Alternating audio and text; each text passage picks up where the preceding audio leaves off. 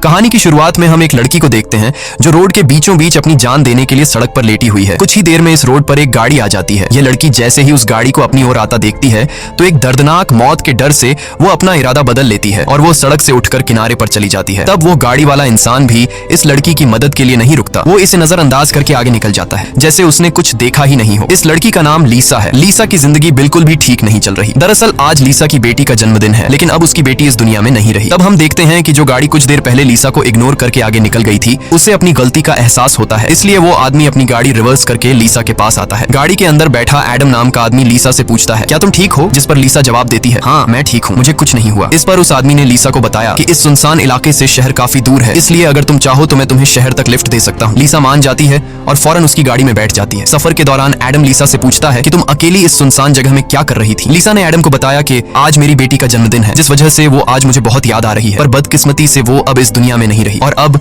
मैं बिल्कुल अकेली हूँ। कोई भी ऐसा नहीं है इस दुनिया में जिससे मैं अपना कह सकूं। लीसा की ये बात सुनकर एडम कहता है, अच्छा इस वजह से तुम रास्ते के बीचों बीच मरने के लिए लेटी हुई थी? जवाब में लीसा ने कहा, मैं मरना नहीं चाहती, बस एक बार किसी तरह से अपनी बेटी से मिलना चाहती हूँ। तभी लीसा कार का रेडियो ऑन कर लेती है। रेडियो पर एक न्यूज चल रही होती है। रिपोर्टर बताता है कि जंगल में एक सीरियल किलर घूम रहा है और आज सुबह इस किलर ने 2 और लड़कियों को मार दिया है। पुलिस के पास उस किलर की तस्वीर तो नहीं है, लेकिन उन्हें इसके बारे में ये जानकारी मिली है कि कातिल एक गोरे रंग का आदमी है जिसके पास ब्राउन कलर की गाड़ी है और उसके दाहिने हाथ पर एक क्रॉस का निशान है। ये खबर सुनकर लीसा के पैरों तले जमीन खिसक जाती है, क्योंकि रिपोर्टर रेडियो पर जिस कातिल का हुलिया बता रहा था वो कोई और नहीं बल्कि एडम ही था। उसके हाथ में क्रॉस का निशान देखकर लीसा बहुत ज्यादा डर जाती है। इससे पहले कि लीसा खुद को बचाने के लिए कुछ कर पाती, तभी एडम अचानक जोर से कार का ब्रेक लगाता है, जिससे लीसा का सर तेजी से कार की डैशबोर्ड से जा टकराया और लीसा बेहोश हो गई। कुछ देर बाद जब लीसा की आंखें खुली तब उसने खुद को एक अजीब से बंकर में कैद पाया जो चारों ओर से लोहे की मजबूत दीवारों से बना हुआ था। लीसा खुद को इस बंद जगह में कैद पाकर बहुत ज्यादा घबरा जाती है और मदद के लिए चिल्लाने लगती है, लेकिन उसकी मदद करने कोई नहीं आया। हम देखते हैं कि लीसा को एक अलग तरह का सूट पहनाया गया है और उसके हाथ में एक घड़ी भी पहनाई गई है। लीसा उस घड़ी को निकालने की बहुत कोशिश करती है, लेकिन वो घड़ी इतनी मजबूत थी कि काफी कोशिश के बाद भी वो उसके हाथ से नहीं निकलती। आखिर में जब उसे रियलाइज होता है कि इस जगह से निकलना इम्पॉसिबल है तो वो थक हार कर एक जगह में बैठकर रोने लग जाती है। तभी अचानक उस चेंबर का दरवाजा खुला। लीसा ने देखा कि दरवाजे के दूसरी ओर एक सुरंग है। उस सुरंग के एंड से रोशनी नजर आ रही थी। लीसा को समझ आया कि अगर इस जगह से बाहर निकलना है तो इस सुरंग से होकर निकलना पड़ेगा। लीसा खुश हो जाती है कि उसे बाहर निकलने का रास्ता मिल गया है, लेकिन जैसे ही वो सुरंग के अंदर चली गई तभी अचानक उसके पीछे उस चेंबर का दरवाजा अपने आप बंद हो गया। ये देखकर लीसा की सांस रुक गई और अब उसे समझ आया कि वो पहले से भी ज्यादा खतरनाक जगह में फंस गई है। तभी अचानक लीसा के हाथ में बंधे ब्रेसलेट में अलार्म बजने लगा और 11 मिनट का टाइमर सेट हुआ। ये देखकर लीसा समझ गई कि मुझे 11 मिनट में यहाँ से निकलना होगा, नहीं तो मैं हमेशा के लिए यहाँ पर बंद रह जाऊंगी। इसीलिए लीसा अपने हाथों और पैरों के बल रेंगती हुई जल्दी से उस रोशनी की तरफ बढ़ने लगी, लेकिन जैसे ही वो उस रोशनी के करीब होती जा रही थी तभी अचानक उस सुरंग का आगे का दरवाजा धीरे धीरे बंद होने लगा। ये देखकर लीसा और तेजी से आगे बढ़ने लगी, लेकिन जब वो उस दरवाजे के पास पहुंची तो वो दरवाजा पूरी तरह से बंद हो चुका था। लीसा को कुछ समझ नहीं आ रहा था कि अब यहाँ से कैसे निकला जाए। वो चीख चीख कर रोने लगी। तभी उसकी नजर उस दरवाजे के बगल से जा रही एक दूसरी सुरंग पर पड़ी, लेकिन वो रास्ता बहुत ज्यादा तंग था। लीसा को अब कोई और दूसरा रास्ता नजर नहीं आ रहा था, इसलिए लीसा हिम्मत करके किसी तरह सुरंग के अंदर चली गई और काफी मुश्किलों के बाद वह उस रास्ते को पार कर लेती है और आगे बढ़ते हुए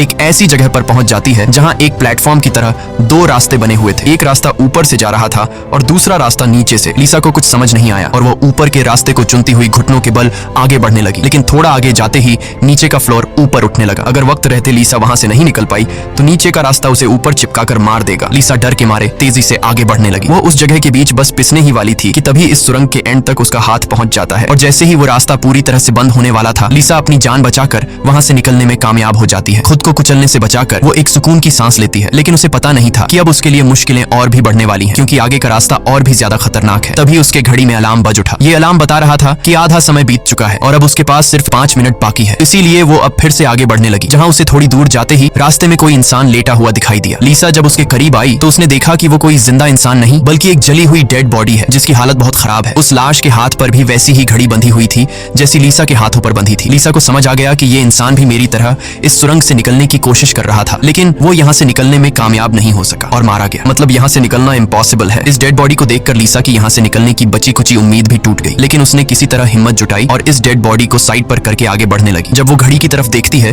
तो उसके पास सिर्फ 2 मिनट का टाइम बचा हुआ था, इसीलिए वो और तेजी से आगे बढ़ने लगी। तभी अचानक एक मजबूत लोहे की सलाखों ने आकर उसका रास्ता रोक दिया। साथ ही उस सुरंग की दीवारों में से ढेर सारे हीटिंग पाइप निकलकर बाहर आने लगे और उस जगह को गर्म करने लगे। ये देख लीसा पूरी तरह से घबरा गई। वो समझ गई कि जल्द ही उसकी भी लाश उस जले हुए इंसान की तरह इस सुरंग में पड़ी होगी। उसे आगे क्या करना है कुछ समझ नहीं आ रहा था। तभी उसके पीछे दीवार का एक छोटा सा सेक्शन खुल गया, जिसे देख लीसा लीसा पीछे की तरफ रेंगती हुई उसके अंदर घुस गई। अगले ही पल एक कांच के दरवाजे ने इस सेक्शन को पूरी तरह से बंद कर दिया। जैसे ही लीसा के हाथ में बंधी घड़ी में टाइमर 0 पर पहुंचा, तभी उन हीटिंग पाइप से आग फुवारे की तरह निकलने लगी और देखते ही देखते वो पूरी सुरंग आग की लपटों में डूब गई। लीसा जिस सेक्शन में बंद थी वह पूरी तरह से सिक्योर था, जिस वजह से उसकी जान बच गई। कुछ देर बाद वो हीटिंग पाइप्स वापस दीवार में चली गई। लीसा जिस सेक्शन में बंद थी उस चेंबर का दरवाजा खुल गया। लीसा ने जो कुछ अभी अपनी आंखों के सामने देखा उस वजह से लीसा उस सेक्शन से बाहर नहीं निकलना चाहती थी, पर उस सेक्शन की दीवार लीसा को बाहर धकेल देती है और पहले की तरह अपने आप सुरंग से जुड़ गई। लीसा जैसे ही वहां से बाहर आई तभी उसकी घड़ी में फिर से 11 मिनट का टाइमर सेट हुआ। वह जैसे ही थोड़ा आगे बढ़ी तभी उस सुरंग का ऊपरी हिस्सा नीचे आने लगा और बिल्कुल उसके साथ आकर चिपक गया। बस इतना गैप बचा कि वो रेंगते हुए यहाँ से आगे निकल सके। लीसा अब पूरी तरह से बेबस हो चुकी थी। वो जोर जोर से रोने लगी। जब उसकी नजर घड़ी पर पड़ी तो वहाँ उसका टाइम खत्म हो रहा था, जिसका मतलब था कि अब से ठीक 11 मिनट बाद फिर से उस सुरंग में आग का सैलाब आएगा और लीसा को राख कर देगा। वो सोचती है कि इतनी बुरी मौत मरने से अच्छा है कि क्यों ना एक बार फिर से वो यहाँ से निकलने की कोशिश करे। इसीलिए वो फिर से हिम्मत करके अपनी जान बचाने के लिए पीठ के बल अपने हाथों के सहारे रेंगते हुए आगे बढ़ने लगी। थोड़ी दूर ऐसे ही रेंगते हुए जाने के बाद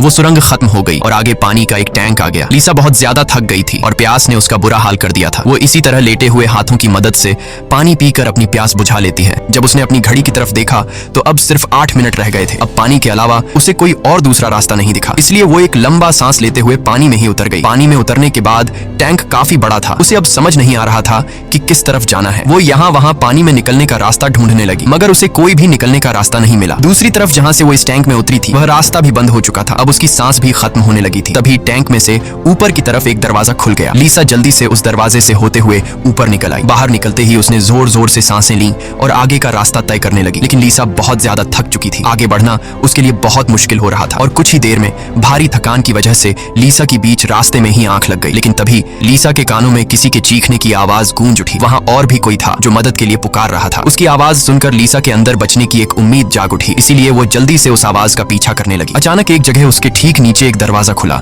जिसके अंदर उबलता हुआ तेजाब था। लीसा उस तेजाब में गिरने से बाल बाल बची। वो तेजाब इतना खतरनाक था कि एक मजबूत लोहे को भी कुछ सेकंड में पिघला देता। लीसा जल्दी से अपने कपड़े का एक टुकड़ा काटती है और उसे टेस्ट करने के लिए तेजाब में डुबोती है। कपड़ा कुछ ही सेकंड में काली राख में बदल जाता है। ये देखकर वो बहुत ही संभल कर आगे बढ़ती है। वो अपने हाथों और पैरों को उस गड्ढे के किनारों पर रखकर उस जगह को पार करने ही वाली थी कि तभी उसका घुटना तेजाब में लग जाता है, जिससे लीसा दर्द से चीख पड़ी। खुशकिस्मती से उसके सूट की वजह से उसका घुटना गलने से बच गया, लेकिन उसके घुटने पर एक गहरा जख्म बन गया था। अच्छी बात यह थी कि अब वह मदद की आवाज काफी करीब से आ रही थी। लीसा अपना दर्द भूलकर फिर से उस आवाज का पीछा करने लगी और आखिरकार वो एक लोहे की ग्रिड के पास जा पहुंची। उससे कुछ दूरी पर एक और ग्रिड थी जिसके पीछे एक आदमी था। उस आदमी ने भी लीसा की तरह हाथ में घड़ी और सूट पहना था। लीसा उससे कहती है कि देखो मेरी बात सुनो, हम दोनों यहाँ पर फंसे हुए हैं। अगर हम एक दूसरे की मदद करें तो यहाँ से निकल सकते हैं। लेकिन वो आदमी काफी लंबे समय से उस सुरंग में फंसने की वजह से उसकी दिमागी हालत खराब हो चुकी थी। वो कभी लीसा को गालियां देने लगता तो कभी सॉरी करने लग जाता। वो कहता है कि ये लोग जल्द ही वापस आएंगे और हम दोनों को मार देंगे। ये कहकर वो पागल जोर जोर से हंसने लगा। तभी लीसा देखती है कि उसके हाथ में बंधी घड़ी में 60 सेकंड की काउंटिंग शुरू हो गई है। वो हीटिंग पाइप्स दोबारा दीवारों से बाहर निकल आए और इस बार बचने के लिए जो सेक्शन था वो लीसा और उस आदमी के बीचों बीच खुलता है, जिसमें सिर्फ एक ही इंसान के छिपने के लिए जगह थी। अब या तो वो पागल आदमी बचेगा या फिर लीसा। अगले ही पल लीसा और उस पागल आदमी के आगे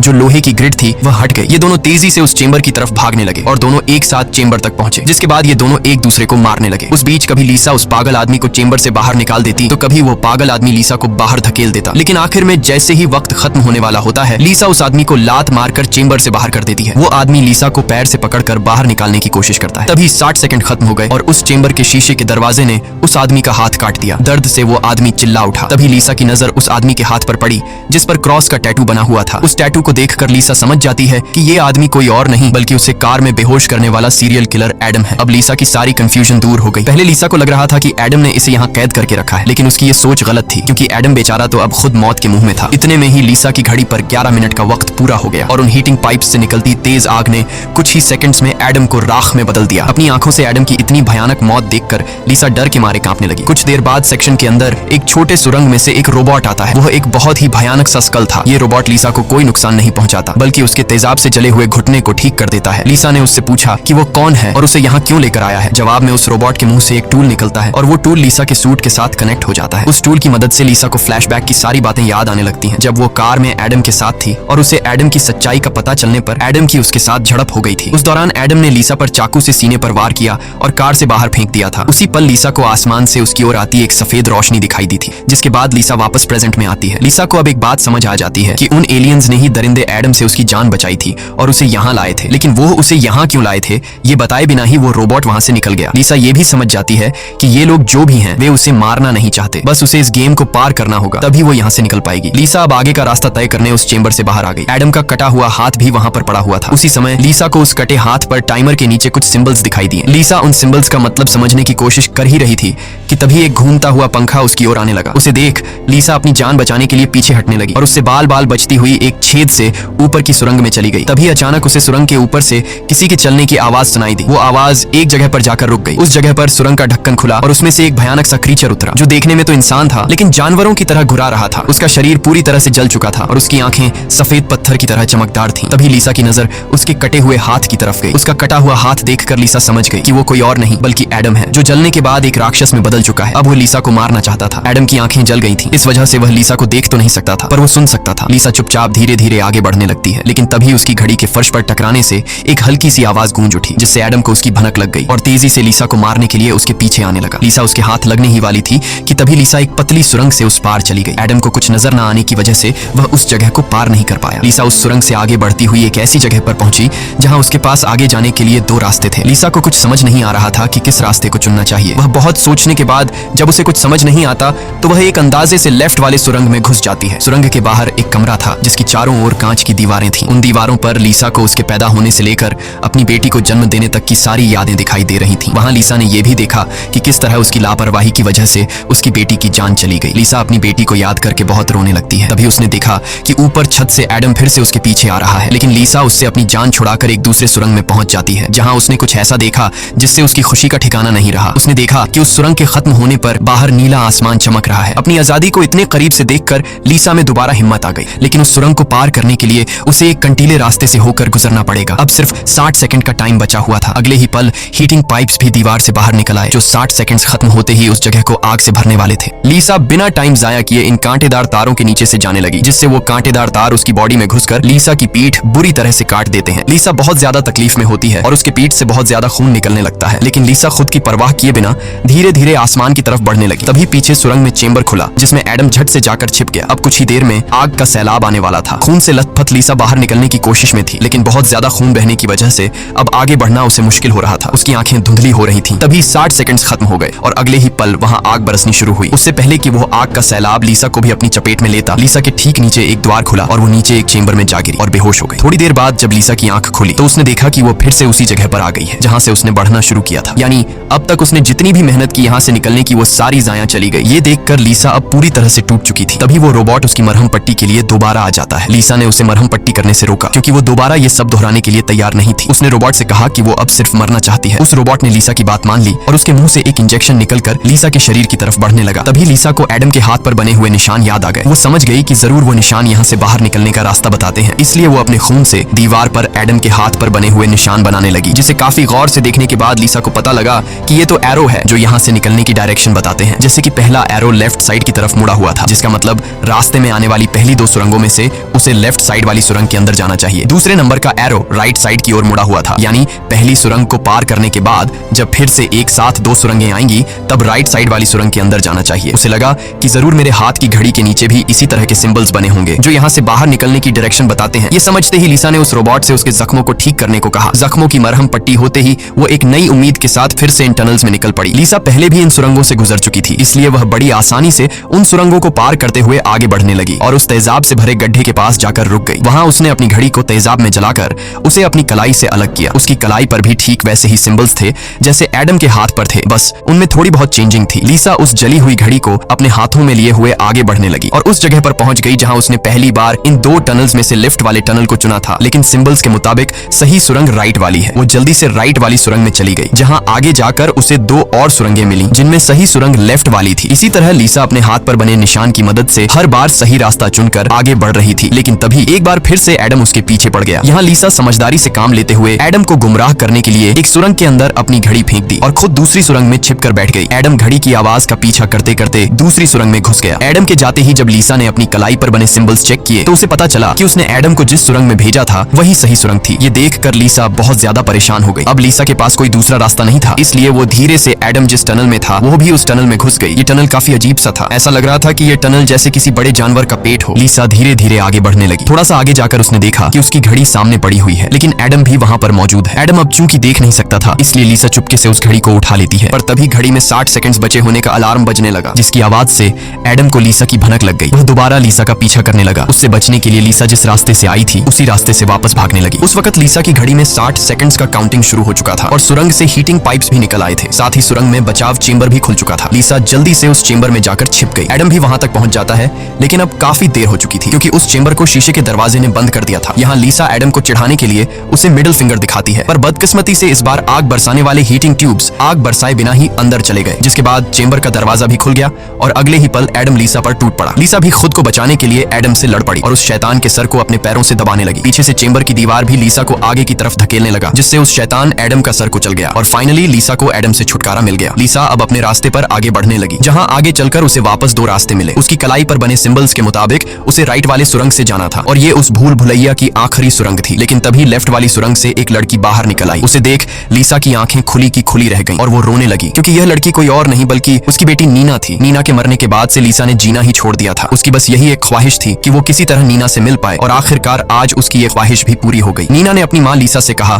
कि अब दोबारा मुझे फिर से अकेला मत छोड़ना, जिस पर लीसा ने जवाब दिया, नहीं बेटा, मैं हमेशा तुम्हारे साथ रहूंगी। जिस पर नीना कहती है, तो फिर आओ मेरे साथ लेफ्ट वाले टनल में चलो। लीसा रोते हुए बोली, नीना, मैं तुम्हें फिर से खोना नहीं चाहती, लेकिन सच तो ये है कि तुम पहले ही मर चुकी हो और मेरी मंजिल दूसरी सुरंग में है। इतना कहकर लीसा वहां से जाने लगी। पीछे से नीना उसे पुकारती रही, लेकिन लीसा दिल पर पत्थर रखकर उस सुरंग से बाहर निकली। बाहर आते ही लीसा फूट फूट कर रोने लगती है। उसके बाद लीसा ने बिना समय गंवाए राइट वाली सुरंग में घुस गई, जहां उसे सुरंग के अंत में खुला आसमान दिख रहा था। वो खुश होकर तेजी से आगे बढ़ने लगी, लेकिन तभी उसके रास्ते में 3 लोहे के ब्लेड्स आ गए, जो लगातार तेजी से ऊपर नीचे हो रहे थे, जिन्हें पार करने का मतलब था खुद के टुकड़े करवाना। लेकिन लीसा को हर हाल में यहाँ से निकलना था, इसीलिए उसने गौर किया कि उनमें से पहला ब्लेड हर 4 सेकंड्स में एक बार नीचे आ रहा है। लीसा उसके करीब पहुंची और जैसे ही वो ब्लेड ऊपर गया तो 4 सेकंड्स पूरे होने से पहले झट से उस पार चली गई। उसके बाद वो दूसरे ब्लेड के पास पहुंच जाती है। इसी तरह दूसरा ब्लेड हर 3 सेकंड्स में नीचे आ रहा था। लीसा ने हिम्मत दिखाते हुए उसे भी पार कर लिया, लेकिन लास्ट वाला ब्लेड सिर्फ 2 सेकंड्स में नीचे आ रहा था, जिसे पार करना लीसा के लिए बहुत ही मुश्किल था। पर आजादी की चाहत में लीसा ने उसे भी पार तो कर दिया, लेकिन बदकिस्मती से उसका पैर ब्लेड के बीच आकर कट गया। लीसा का दर्द से बुरा हाल हो गया था, लेकिन लीसा अपने पैर की परवाह किए बिना सुरंग के एंड तक पहुंच जाती है, जहां उसे खुला आसमान नजर आ रहा था। लेकिन जैसे ही उसने अपना हाथ सुरंग से बाहर निकालने के लिए आगे बढ़ाया, उसका हाथ सामने लगाए स्क्रीन पर जा लगा, जहां खुले आसमान का वीडियो चल रहा था। ये देखकर लीसा बहुत ज्यादा मायूस हुई। उसने कहा, मैंने वो सब कुछ किया जो मुझे करने को कहा गया था। उसके बाद वो पागलों की तरह हंसने लगी। तभी सुरंग से हीटिंग पाइप्स निकल आए, क्योंकि अब कुछ देर बाद 11 मिनट का टाइम खत्म होने वाला था। लीसा अब सुकून से मौत का इंतजार करने लगी, लेकिन इस बार वो हीटिंग पाइप्स उसे जलाए बिना ही वापस सुरंग में चली गई। तभी अचानक सुरंग का ऊपर का हिस्सा खुल गया और एक तेज रोशनी लीसा पर पड़ी। लीसा का शरीर अपने आप हवा में उठने लगा